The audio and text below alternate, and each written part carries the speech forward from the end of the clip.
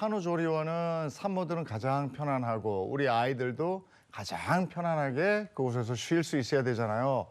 근데 여기서 있어서는 안 될 일이 일어났다는 거 아닙니까? 네, 그리고 또 어떠한 이유로 아기가 사고를 당했다면 바로 부모에게 알리고 또 조치를 취하는 게 우리가 알고 있는 뭐 당연한 상식이겠죠. 하지만 이곳은 그러지 않았습니다. 오늘의 분노 유발자 바로 공개합니다. 해서는 안 될 거짓말, 신생아 사고 은폐입니다. 신생아 사고 은폐면 말 그대로 숨겼다는 얘기잖아요. 그렇죠, 덮었다는 네. 거죠. 어우, 안 된대. 아무래도 이 산후조리원이라는 게 이제 산모를 보호하는 것도 그렇지만 신생아들을 케어하는 곳이잖아요. 그러다 보니까 당연히 크고 작은 일이 발생할 수는 있습니다. 그런데 이게 발생했을 때 어떻게 대처하느냐가 굉장히 또 중요할 것 같은데요. 문제는 이 사고가 발생했을 때 대처 방법이 좀 옳지 않은 케이스들이 있었다는 겁니다. 지난 2022년입니다. 경기도 평택의 한 산후조리원에서 일어난 사건을 먼저 짚어드리려고 하는데요. 무려 생후 8일밖에 되지 않은 신생아의 낙상 사고였습니다. 그러니까 태어난 지 8일입니다. 태어난 지 8일밖에 안 된 신생아의 낙상 사고인데요. 어떤 일이 있었던 건지 자세히 좀 짚어보겠습니다. 네, 출산 8일 차였습니다. 산후조리 중이던 한 아이 엄마에게 조리 원장과 또 산부인과 담당이 아기를 안고 찾아옵니다. 그러더니 하는 얘기가 아니 아기가 혼자 꿈틀대다가 높이 80cm 정도 되는 기저귀 교환대에서 떨어졌다는 거예요. 아기를 우리가 잡긴 잡았는데 바닥에 살짝 쿵했다. 혹시 모르니까 근처 종합병원에 가보라. 이렇게 얘기했다는 겁니다. 이때까지만 해도 아기 엄마는 그렇게 위급한 상황이라고 생각을 하지 못하고 아기를 데리고 종합병원에 향했습니다. 하지만 병원에서는 너무 신생아라 볼 수가 없다라면서 거절을 했고요. 결국 구급차를 타고 대학병원 응급실로 향하게 되죠. 그런데 거기서 아기 엄마 충격적인 말을 듣게 됩니다. 오, 너무 불안한데요. 대학병원에서는 뭐라고 하셨죠? CT를 찍어봤는데요.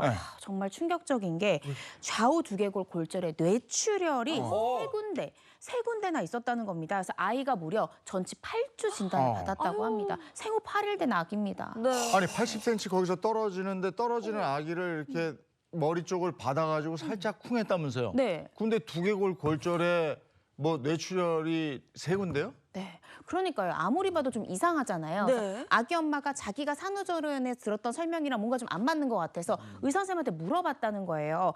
선생님, 이게 제가 조리원에서 듣기에는 살짝 쿵했다는데 이 정도의 상해가 발생할 수 있습니까? 라고 담당 의사한테 물어봤더니 의사가 그럴 수가 없다.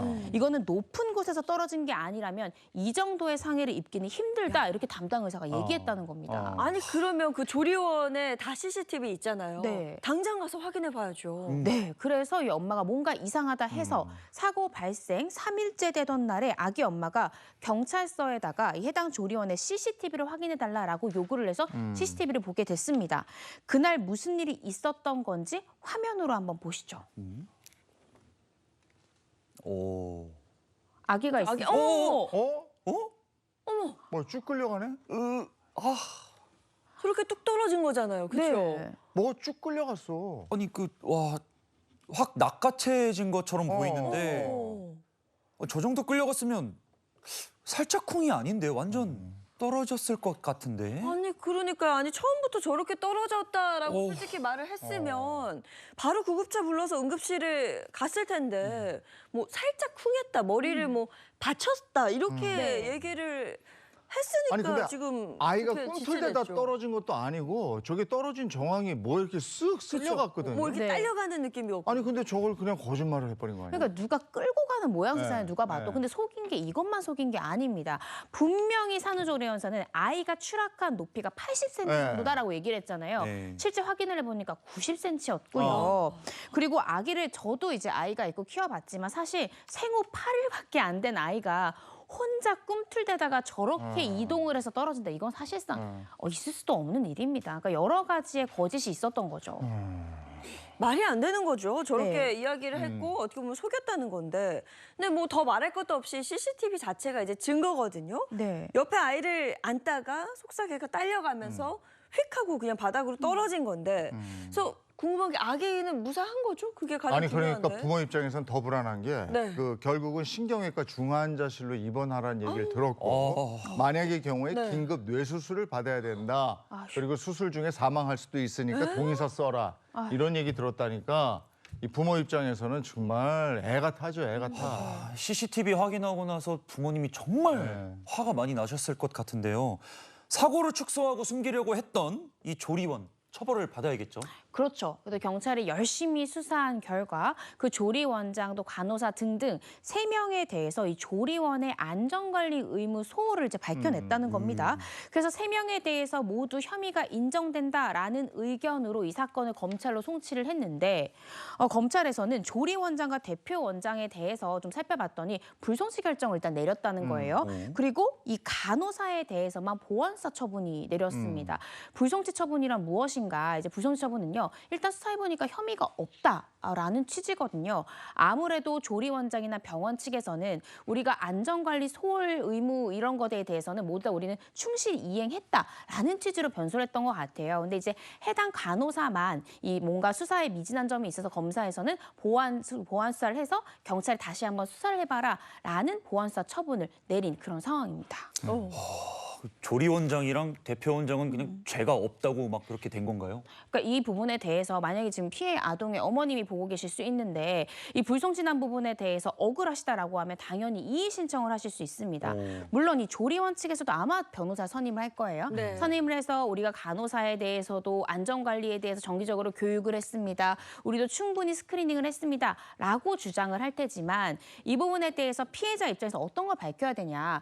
그럼 조리원에서는 어떤 안전 업무에 대한 매뉴얼이 있는지 이런 사고가 발생했을 경우에 부모에게 어떻게 알려야 되는지 이런 부분에 대한 절차나 매뉴얼이 있는지 살펴봐야 되고요. 그런 것이 미흡했다라고 하면 이 부분에 대해서 업무상 과실치상에 대해서 분명히 물을 수가 있습니다. 그래서 이런 점들을 수사해달라고 한번 이의 신청을 해보시는 것이 좋겠습니다. 자, 그럼 이에 대해서 조리원 측에서는 어떤 이야기를 하고 있는지 좀 자세히 보시면요. 당시 간호사는 이 아기가 떨어진 사고 경위를 정확히 알 수 없다. 조리원장은 행정원장이라 신생아 관리까지 할 수 없었다. 그리고 대표원장은 간호사의 구체적인 신생아 관리까지 감독하는 것이 불가능하다. 뭐 이런 주장을 펼쳤다고 하는데요. 아니 근데 이제 떨어진 사고 자체도 문제지만요. 이걸 덮으려 했다는 게 저는 가장 큰 문제로 보거든요. 이 사고가 일어난 게 2022년이에요. 그리고 불송치 결정 내린 게 지난 3월, 2023년 3월이니까 거의 한 1년 정도의 그 시차가 있는데 그 사이에 조리원 측에서는 사고 한마디 없었고 아기가 중환자실에 있을 때 메시지 한 번 온 게 다다 이렇게 얘기를 하고 있습니다. 제가 간호사 입장이라면 무릎 꿇고 잘못했다고 빌어도 모자를 파네. 얼굴도 안 비친 거는 좀 이건 아니죠. 안타깝네요. 그렇죠. 네. 그리고 이거를 이제 그 간호사 한 명이 뭐 80cm에서 내가 머리를 잡고 애 살짝 쿵한 거 이렇게 했을까? 네. 이걸 그 병원장한테 보고하지 않았겠어요. 네. 근데 거기서 그 중간 단계에서 어떤 얘기가 오갔을지 우리가 네. 미루어 짐작하는 거죠. 뭐 네. 사실 여부는 잘 모르겠습니다만 어쨌든 머리를 크게 다친 아이는 생명에는 지장이 없었는데 병원에서 3년까지는 추적 검사하고 발달 검사를 해야 된다 이렇게 얘기를 했고요. 아유. 지금은 건강하더라도 골절된 부위가 어긋나면 잘못될 수 있다. 이러니까 부모는 계속해서 마음을 졸여야 되는 거 아니겠습니까? 네, 맞습니다. 그런데 또 이런 사고가 이번에 처음이 아니었습니다. 반복적으로 발생하는 이 신생아 낙상 사고. 2022년 부산에는요, 또 이런 일이 일어났습니다. 함께 보시죠. 부산의 한 조리원입니다. 생후 13일 된 신생아가 높이 85cm 처치대에서 바닥으로 떨어지는 사고가 있었습니다. 당시 이 아이를 돌보던 간호조무사가 한눈을 판 사이에 아기가 움직이면서 떨어진 건데요. 아기가 바닥으로 쿵 하는 떨어지는 소리를 듣고 나서야 간호조무사는 아기의 낙상 사고를 알아챘다고 합니다. 이게 상식적으로 아기가 그 위에서 꼬물거리다가 움직이고 뭐 이러더라도 꼬물거리다 바닥으로 떨어지면 안 되는 거잖아요. 그럼요. 네. 근데 기저귀를 갈기 위해서 잠깐 뭐 처치대에 올려놓은 것 같은데 처치대에도 안전장치 돼 있어야 되는 거 아닙니까? 거기 밑으로 떨어지면 큰일 나는 거니까. 네. 그게 일차적인 문제인 것 같아요. 네, 그 처치대 자체가 네. 좀 높이가 좀 높거든요. 그 높은 곳에 이렇게 신생아를 올려뒀으면 그 아기에게서 당연히 한시도 눈을 떼지 말아야 하는 건데 이게 말도 안 되는 일이 벌어졌습니다. 네, 맞습니다. 사고가 나고 나서 조리원 측은 같은 건물, 같은 그 병원에 있는 의사에게 아기를 데려가서 진찰을 받게 됩니다. 외관상 큰 문제는 없었지만 그 진단이 이렇게 나왔거든요. 근데 엑스레이를 찍은 뒤에 이게 외부 의료기관 판독을 맡기게 됩니다. 네. 근데 이후에 골절상이라는 결과가 나오자 사고 하루 뒤에야 이제 부모에게 알리게 되는, 좀 늦게 알리게 되는 그런 그러니까 경우가 결론이 나고 이제 사고다 싶으니까 하루 지나고 알린 건데 네. 바로 알렸어야죠. 떨어지고 그럼요. 나서 부모에게 바로 알렸어야 되는데 엑스라이상의 이상 소견이 나니까 부모에게 말을 했다. 그러면 엑스레이상 이상이 없으면은 안 알리려고 했다. 뭐 이렇게도 우리가 유추해 볼 수 있는 건데 네. 그리고 이게 며칠이 지난 다음에도 그 네. 엑스레이 결과는 안 나오더라도 한참 지난 다음에 교통사고 같은 경우에도 아플 네. 수 있는 거거든요. 네. 바로 알려야 되는 거 아닙니까? 그러니까요. 제가 이런 신생아에 대한 사건에 대해서 정말로 끔찍하고 정말 엄벌해야 된다고 생각하는 게요. 신생아는 말을 못 하잖아요. 그렇죠. 말을 못하는 아이들에 대해서는 이렇게 떨어뜨렸다. 뭐 외관상 문제 없다면 말을 안 하고 지나가면 사실 이 사건을 은폐하기가 너무 쉽습니다.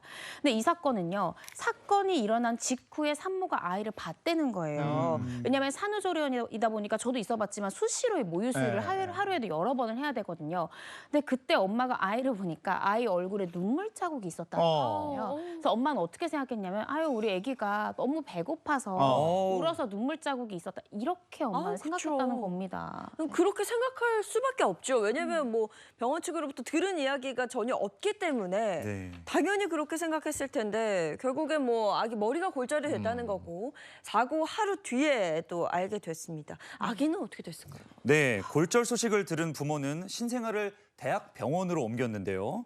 검사 후에 뇌에 출혈이 발생했다는 점을 추가로 확인했습니다. 치료를 통해서 다행히 아기는 건강히 회복이 됐지만 다친 부위가 머리잖아요. 그래서 지적 능력 저하가 우려된다. 아이고. 그래서 추후에 5살까지 추적 검사를 계속 받아야 한다고 네. 말씀해 주셨습니다. 우리나라에 지금 산후조리원이 굉장히 많은 걸로 알고 있는데 물론 다들 잘하고 있겠죠. 그런데 네. 몇몇 산후조리원에서 이런 일이 생기니까 산후조리원 전체를 색안경을 끼고 보게 되는 거 아니겠습니까? 당시에 그 부모는 해당 조리원을 고발했다면서요? 맞습니다. 고발 조치했고요. 신생아를 떨어뜨려서 다치게 한 이 해당 조리원의 원장, 간호사, 간호조무사에 대해서 업무상 과실치상죄로 기소가 됐습니다. 이 작년이죠. 2013년 6월에 결심 공판이 있었는데요. 당시에 검찰이 어떻게 구형했는지 좀 살펴보면 간호사와 간호조무사에 대해서는 징역 1년을 구형을 했고요. 그 원장에게는 징역 1년과 함께 이 모자보건법 위반, 즉 아이를 제때 병원으로 옮기지 않은 혐의까지 추가로 적용을 해서 징역 1년에 벌금 500만 원을 추가로 구형을 했습니다. 이 부분에 대해서 관계자들 선고 결과를 좀 살펴보면 1심에서 금고 6개월형을 받았고요. 원장에 대해서는 금고 6개월과 벌금 500만 원이 선고가 됐습니다. 네. 금고는 징역보다 낮은 거 아닌가요? 그렇습니다. 이 형법에서 얘기를 할 때 형벌의 종류 중에는 징역보다는 금고가 조금 더 가벼운 형벌이다라고 하지만 둘 다 신체의 자유를 구속한다. 즉, 이 교도소에 갇힌다라는 점은 동일합니다. 어떤 차이가 있냐? 징역은 그 교도소 안에서 어떠한 이제 노역이라고 하죠. 일을 이제 해야 되지만 이 금고는 노역을 하지 않는다라는 점에서 좀 차이가 있지만요. 어쨌든 둘 다 교도소에 갇히게 된다라는 점에서는 동일한 처분입니다. 네, 검찰의 구형보다 낮은 형벌을 내린 1심 재판부의 양형 이유를 한번 자세히 보시면요. 신생아를 처치대에 홀로 눕혀두고 이 자리를 이탈해 낙상 사고가 발생한 점에서 주의 의무 위반 정도가 상당히 무겁다. 그런데도 피고인은 즉시 피해자 부모에게 사고 사실을 알리지 않은 채 이 사고가 발생한 지 하루가 지난 뒤에야 병원으로 이송했다라고 말하면서도 피고인들이 자백하고 있고 또 피해자를 피공탁자로 공탁한 점 등을 고려했다라고 했습니다. 자백과 공탁을 고려했다. 이거 뭐 많이 들어봤던 소리고. 네. 결국 검찰은 항소했고 피고인들도 항소했다고요. 그러니까요. 검찰에서는 형이 너무 약하게 나왔다는 거고요. 피고인들은 억울합니다. 너무 많이 나왔습니다라는 입장인 거죠. 그런데 사실은 제가 보더라도 아이가 5살까지 계속 추적 관찰을 받아야 되는 상황이잖아요. 피해 부모님께서는 굉장히 억울하실 것이라고 생각이 듭니다. 있습니다. 재판부에서 양형에 참작한 사유 중에 공탁을 했다라고 했는데 공탁은요. 피해자와 합의가 안 될 때 그냥 재판부에 사건 번호만 두고 돈만 걸어놓는 거예요. 합의는 정말 피해자로부터 용서를 받은 것이고요. 공탁은 돈만 맡겨놓은 것이기 때문에 그 둘은 엄연히 다릅니다. 그래서 이 방송 보시는 이 피해 아동의 부모님 계시다면 2심에서는요. 피해자 진술권을 이제 받으실 수 있습니다. 피해자 진술권을 받으시면 재판부의 판사님 앞에서 피해 아동의 부모님이 직접 출석해서 얼마나 피해의 정도가 큰지, 왜 금고 6개월이 너무나 약한 형인지를 직접 이야기를 하는 건데요. 직접 얘기를 하시는 것이 분명히 전 차이점을 가져오실 수 있을 것이라 생각이 들고 공탁 같은 경우에도 공탁의 효력을 조금 낮추시고 싶다면 공탁금 회수 동의서라는 게 있습니다. 나 이거 받기 싫으니까요. 공탁금 가져가세요라는 회수 동의서를 내시면 아마 2심에서 조금 더 무거운 형벌로 바뀌지 않을까라고 생각이 듭니다.